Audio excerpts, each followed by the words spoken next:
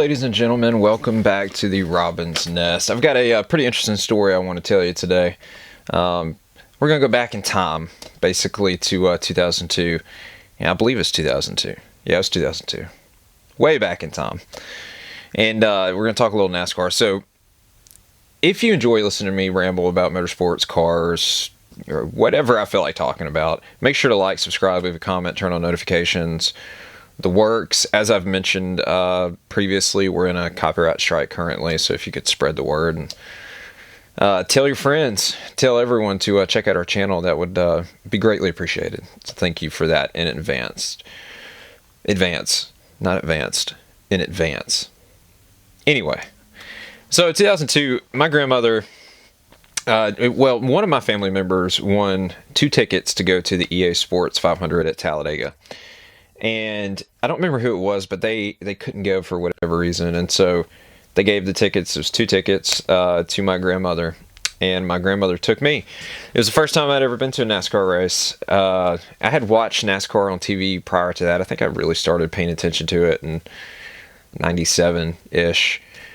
But I had never been before. And I wasn't watching it like every weekend. I was just kind of here and there paying attention to it.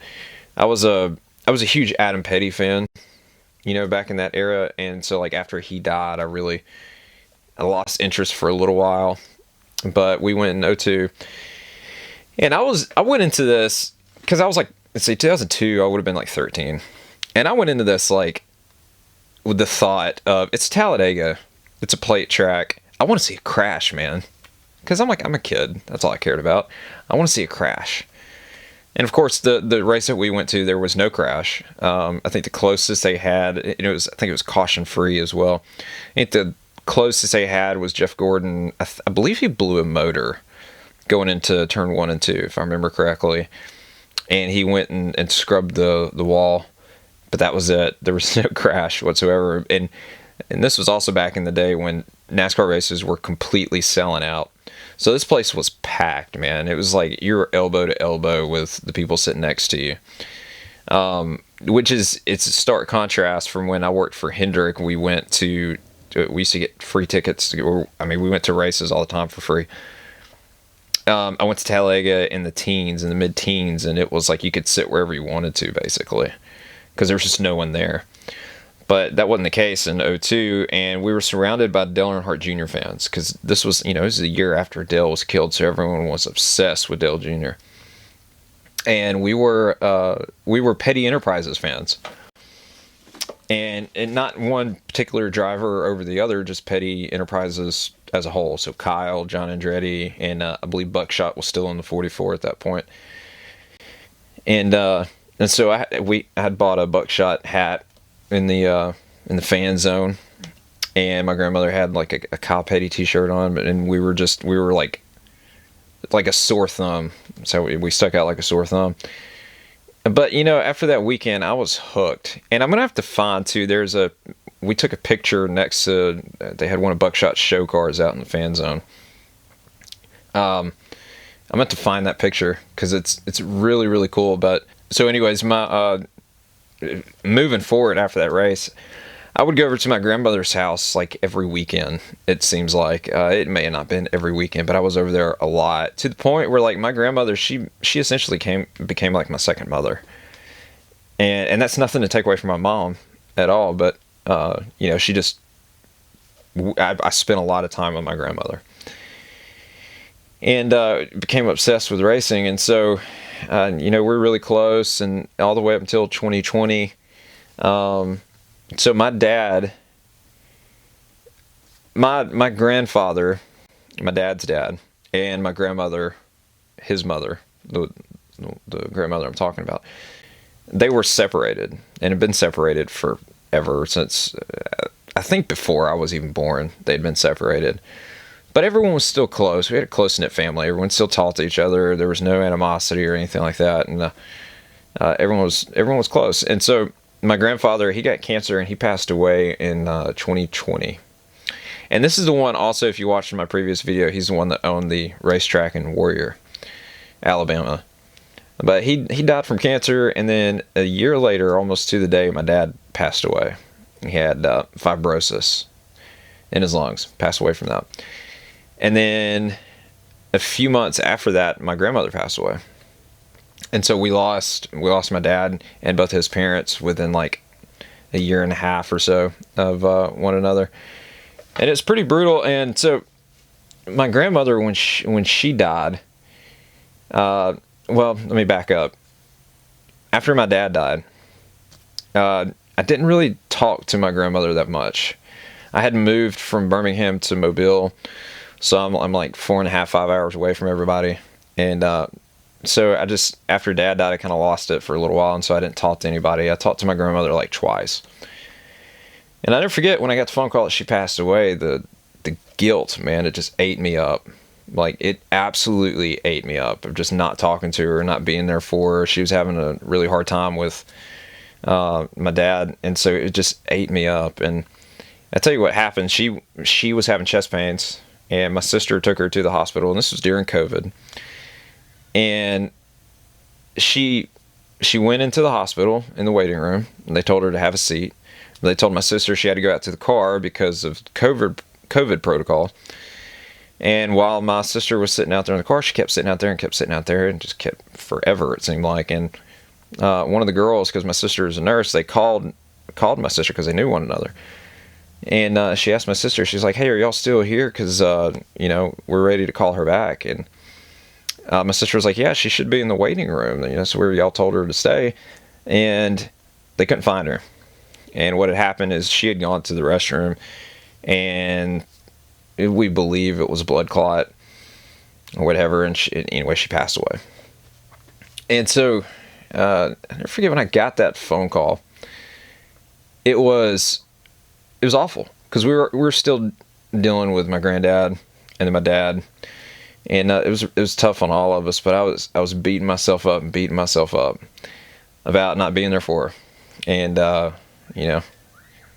whatever. But I had a dream one night, a couple of months after she passed away, that I was in a hospital. I walked into a waiting room in a hospital, and she was sitting over in the middle of the waiting room talking to people, surrounded by other patients that were there for whatever.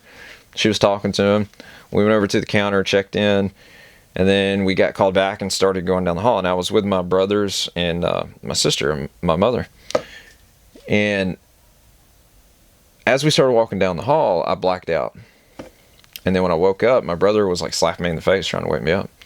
So I stood up, and I was like, "Man, what's going on?" And he's like, "I don't know, you just blacked out for whatever reason." And as he was standing there, my grandmother come around the corner and started walking down the hall. But as soon as she got ready to pass me, she stopped. And she turned around and gave me a hug and whispered in my ear that she loves me and she's not mad at me. Because that's what I was beating myself up over. Is like, I wasn't there for her, but, was she mad at me for not being there for her? I didn't know. I had no way of knowing because I didn't talk to her. And so she whispered in my ear that I'm not mad at you and I love you.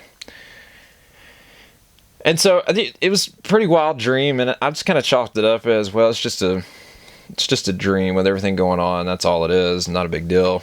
Whatever. Now, fast forward from the moment I had that dream, another couple months down the road, we went to Birmingham to visit my family. And while we were there, we were in the pool in the hotel. And the kids and I and my wife, and we got out of the pool and we started walking back towards the hotel, and I tripped and fell. I was holding my son. I tripped and I fell, and I dropped him, and he hit his lip and busted his lip. So we took him to the hospital, and when we got to the hospital, just to get him checked out, and he ended up being fine. Just busted his lip. We got to the hospital. It dawned on me that the hospital that we were in was the same hospital for my dream. I didn't know where my grandmother had passed away, which hospital it was, because I just never thought to ask. But when we went in there, it dawned on me. It was the same hospital from my dream. And I had never been to this hospital before. Not once, because it's a new hospital. And I think it was finished after we moved from Birmingham down to Mobile. I won't say exactly which one it is, but it's a new one.